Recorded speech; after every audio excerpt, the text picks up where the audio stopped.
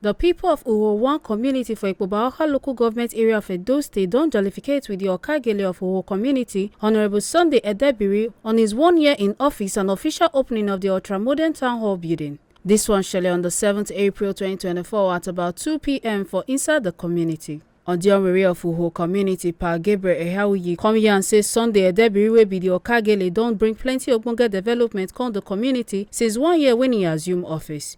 Okaghele the Odionwere come pray for Sunday Edebiri during the opening of the ultra-modern hall.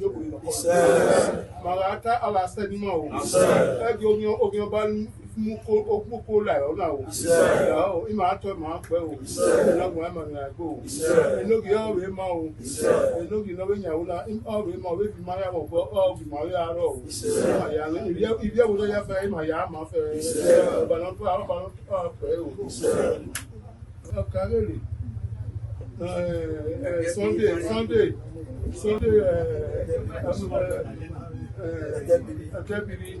Oh, I'm on off for it.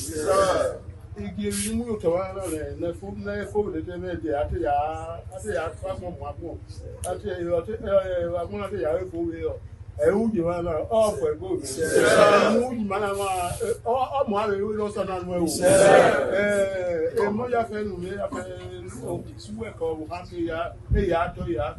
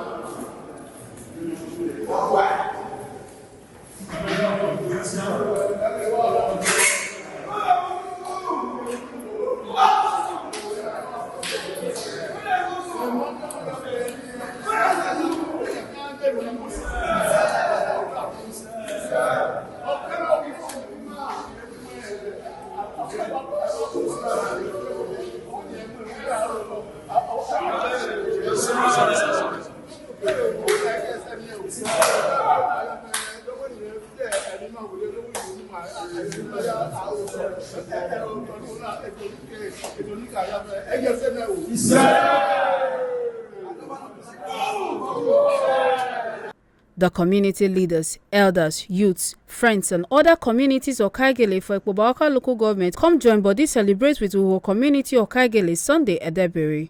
We sing a gator known as Akobe dance band also there on ground to give ogbonge music for celebration. Make una no forget say, as we see am, na so we dey talk am. We no dey take blame. From Okaghele local government area of Edo State, Ekata Ojesele, TMC TV News.